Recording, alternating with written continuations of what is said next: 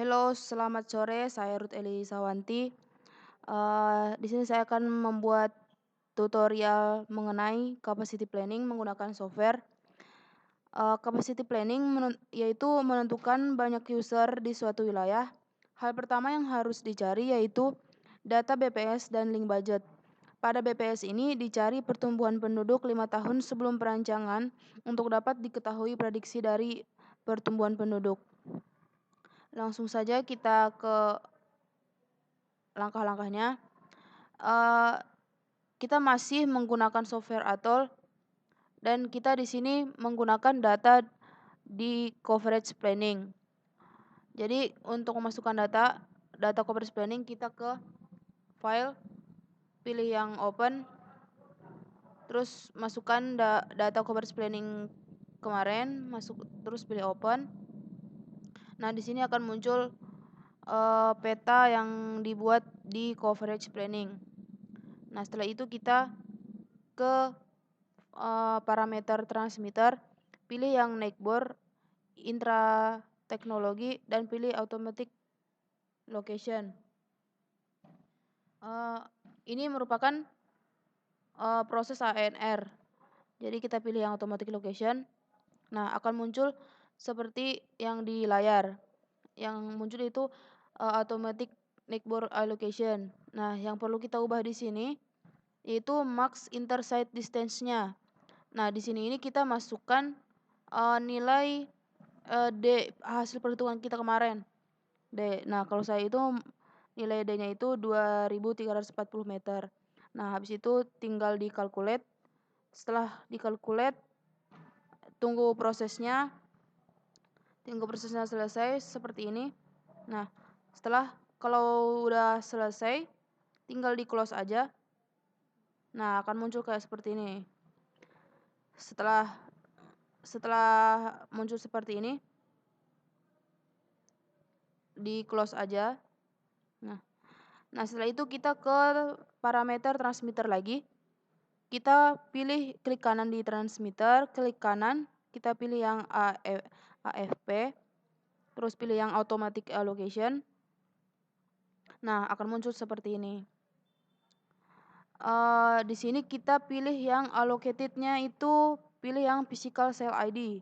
Nah, ini yang checklist existing neighbor dan race distance-nya itu dihilangin tanda close-nya. Nah, setelah itu di start.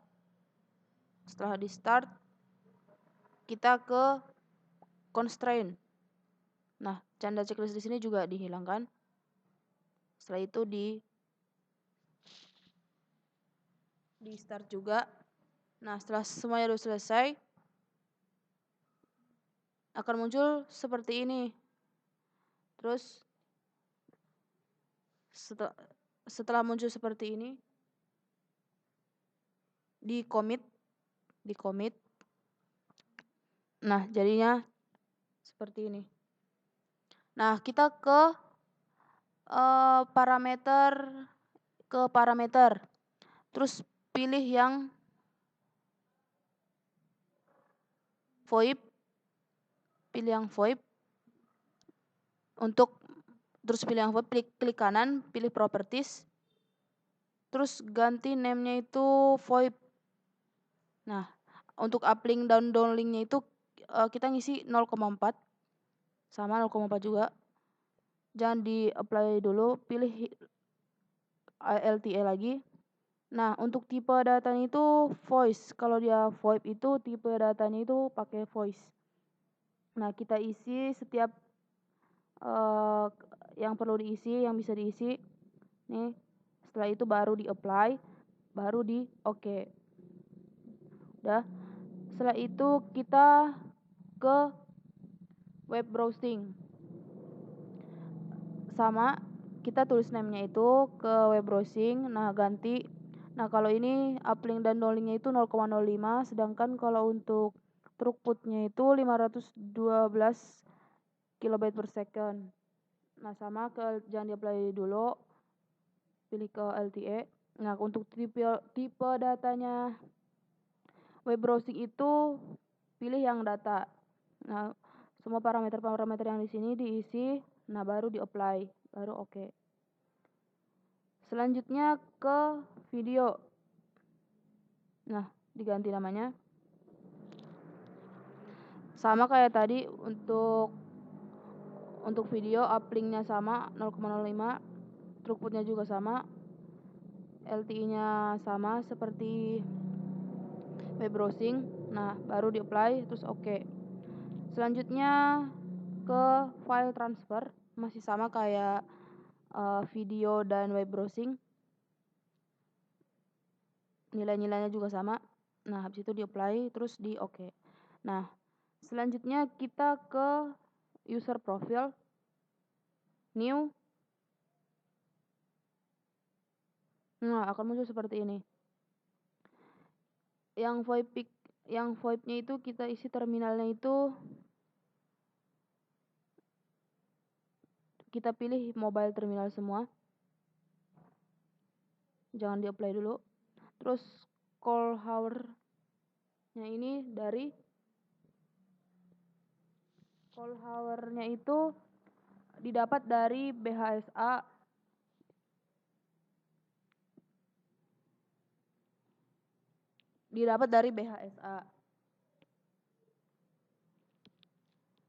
Nah, kita dapat itu dari perhitungan link budget.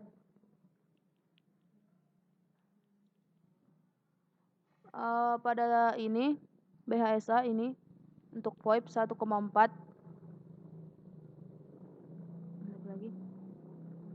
Terus dikali 1,4 dikali 3.600, maka call hour-nya itu dibagi dengan call hour-nya itu 1,4 dikali dengan 3.600 dan dibagi dengan PP. PP-nya itu ini 80. Jadi hasilnya itu 63. Nah, rumusnya call hour ini sama semua seperti yang di VoIP. Nah, untuk duration-nya itu didapatkan dari T-session. Dari T-session dikalikan dengan duty ratio atau D. Dari perhitungan link budget juga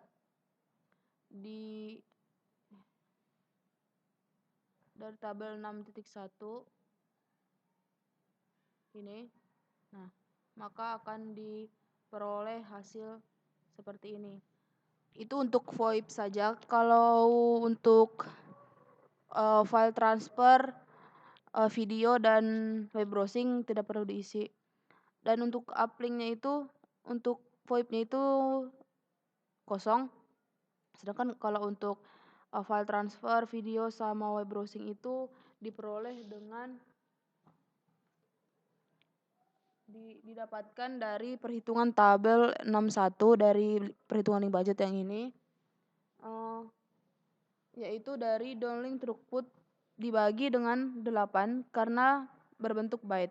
Yang perlu diperhatikan adalah untuk jenis service per tipe voice uplink dan downlink volumenya dikosongkan saja. Jadi maksudnya yang ini dikosongin aja, sama downlinknya juga sama. Nah, setelah itu kita apply terus di oke. Nah, kan seperti ini. Selanjutnya kita ke environment, klik new. Nah, akan muncul seperti ini. Ini dipilih standard user, terus di mobility-nya itu dipilih fix. Nah, untuk density-nya ini ditulis 176,79. Habis itu di-apply terus di oke. Untuk ke traffic maps-nya sama, klik kanan new map. Nah, akan muncul seperti ini. Ini tinggal di create aja. Nah, maka akan muncul seperti ini. Kita di sini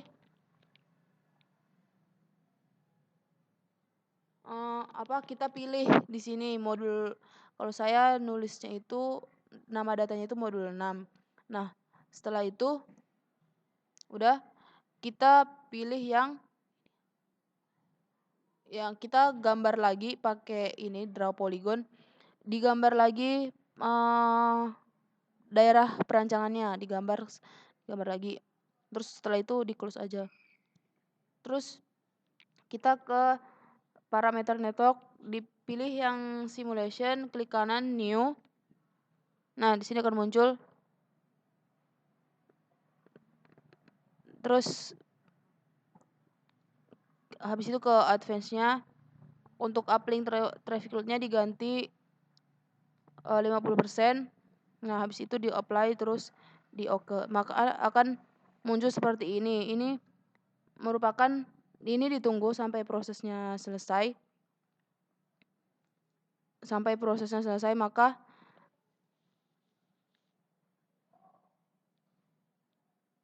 ini merupakan hasil dari simulasi capacity planning.